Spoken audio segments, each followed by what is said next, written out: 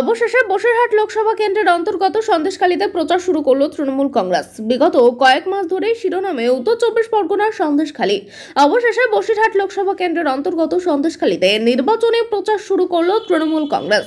আজ তৃণমূল কর্মী সমর্থকদের সঙ্গে নিয়ে সন্দেশখালীর বিভিন্ন এলাকা ঘুরে দেখলেন বসিরহাটের তৃণমূল প্রার্থী হাজী নুরুল ইসলাম। পাশাপাশি এলাকার সাধারণ মানুষের সঙ্গে তিনি কথা বলেন। আজ প্রচারে বেরিয়ে হাজী নুরুল ইসলাম বলেছেন, আমি সকাল থেকে বিভিন্ন এলাকা ঘুরে দেখেছি, সব জায়গাতেই মানুষের উচ্ছ্বাস। স্থানীয় তৃণমূল নেতাদের পরামর্শেই আমি সন্দেশখালীতে কাজ করব। আশা করি শেখ শাহজাহানের অভাব টের পাওয়া যাবে না। মমতা বন্দ্যোপাধ্যায়কে দেখেই মানুষ জোড়া ফুলের প্রতীকে ভোট দেবেন।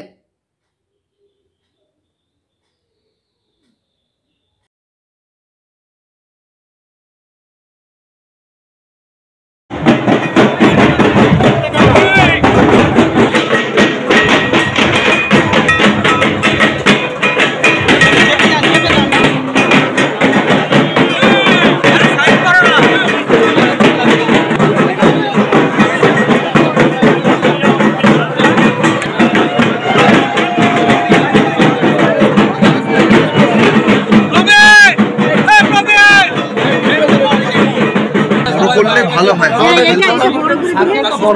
এখানে বড় করলে মানে হাওয়াতে জয় বাংলা, জয় বাংলা, জয় বাংলা।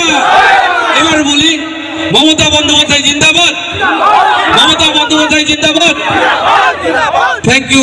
দেখবো আমি এখন কিছু বলবো, কোনো কথা বলি না। জিত আমাদের নিশ্চিত, আমরা মার্জিন বাড়ানোর লক্ষ্যে করছি। এবং সন্দেশখালীর যে মিথ্যা প্রচার, সেই মিথ্যা প্রচার বন্ধ হয়ে গেল। কারণ আজকে সুকুমার মাহাতো এমএলএ ওই যে আজকে সভা করেছে, আর আপনারা নিজেরাই দেখেছেন রাস্তার উপরে মানুষের ঢল, যে উচ্ছ্বাস উদ্দীপনা, এতে কী প্রমাণ হয়? আপনারা তো সাংবাদিক, বহু লোকের কাছে গিয়েছেন, বহু জনের কাছে গেছেন। একটা মহিলা প্রমাণ করতে পারে যে নারী লাঞ্ছিত হয়ে গেছে।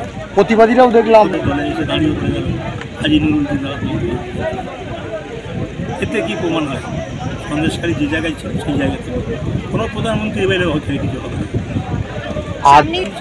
কেন কী বলুন তো, এইসব থেকে মনে হয় না সন্দেশখালী?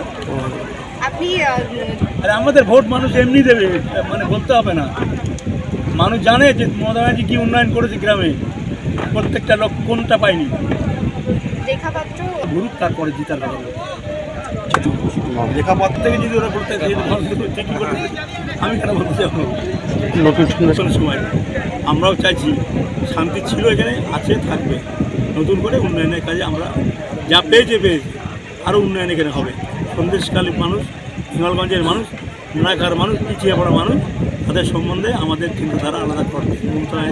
কীভাবে কী উন্নয়ন দিলে, কোন বাঁধ করলে, কোন ব্রিজটা করলে ভালো হয়, কোন ফলটা করলে ভালো হয়, এই নিয়ে ব্যস্ত। দেখবেন বসিরহাটে একটা বড়ো কাজ হচ্ছে, পানীয় জলের যে কাজ শুরু হয়েছে। প্রত্যেকটা বাড়ি 2024-এর মধ্যে দিদি বলেছিলেন যে বাড়িতে বাড়ি জল পৌঁছে দেবে।